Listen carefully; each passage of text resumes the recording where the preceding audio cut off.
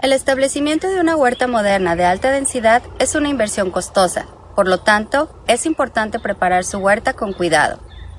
Un investigador de la Universidad de Penn State ha desarrollado una estrategia de renovación biológica diseñada para reducir las enfermedades fúngicas y los nemátodos que atacan a los árboles recientemente plantados y que a su vez aumentan la materia orgánica del suelo, favoreciendo las comunidades biológicas diversas y los árboles sanos. El objetivo es aumentar la salud del suelo, agregar biomasa al suelo, ayudar a suprimir algunos nemátodos que pueden reducir el crecimiento de los manzanos y simplemente proporcionar un mejor entorno para que los árboles nuevos se establezcan. Primero hay que quitar todos los árboles y raíces, arar el suelo para exponer y remover el resto de las raíces y rocas, tomar muestras de suelo para realizar análisis y determinar pH, fertilidad y nemátodos. Luego hay que aplicar cal. Los cultivos de cobertura de sorgo Sudan Grass producen una gran cantidad de biomasa y contienen compuestos biofumigantes tóxicos para los patógenos del suelo, nemátodos y semillas de malezas. Asegúrese de elegir una variedad rica en compuestos bioactivos. Su objetivo es que crezca la mayor cantidad posible de biomasa. A mayor cantidad de biomasa, será mayor la materia orgánica de su suelo y los compuestos bioactivos para combatir los problemas del suelo. Antes de plantar su Sudex, aplique al boleo 50 libras por acre de nitrógeno junto con el fósforo y el potasio requeridos para cultivos de forrajes, según indicó la prueba de suelo. Plante su Sudex en junio a 25 libras por acre con una sembradora o 40 libras por acre si está aplicando al boleo. A mediados de julio, ese Sudex debería medir 18 o más pulgadas de alto. Este es un buen momento para cortar el cultivo de cobertura y aplicar de 75 a 100 libras por acre de sulfato de amonio para apoyar el rebrote y ayudar el plan nutricional para el siguiente cultivo de cobertura de colza. El azufre en el fertilizante es importante para la colza para producir compuestos bioactivos. Ahora es mediados de agosto y es el momento de nuestra primera fumigación biológica. Tenga en cuenta que el Sudán se ve bien y está denso debido a la buena fertilidad y la tasa de siembra adecuada. Esto es muy bueno.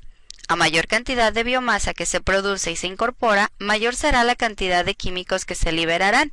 Las condiciones meteorológicas también son buenas en el día de hoy. Un suelo más húmedo ayudará a que los compuestos volátiles se muevan por todo el suelo. Si es posible, se recomienda usar una cortadora de césped de estilo flare. Esta maquinaria cortará el cultivo de cobertura en pedazos pequeños. Si no se rompe el tejido de la planta con picado, las enzimas que se encuentran en una parte del material vegetal no entrarán en contacto con los compuestos bioactivos y el tratamiento será menos efectivo. Inmediatamente después hay que incorporar con un disco de arado. Los compuestos bioactivos son volátiles y se escaparán a la atmósfera si no los atrapamos bajo tierra. Luego continuamos con un cultipacker o con irrigación para ayudar a atrapar esos volátiles en el suelo donde van a hacer el trabajo. La colza es otro cultivo con bioactividad.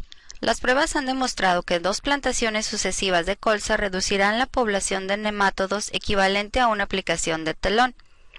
2 semanas después de incorporar sorgo Sudan Grass, los compuestos bioactivos se disiparon y ahora es hora de plantar la colza. Siembre las semillas de colza de 8 a 10 libras por acre en una cama de siembra bien preparada.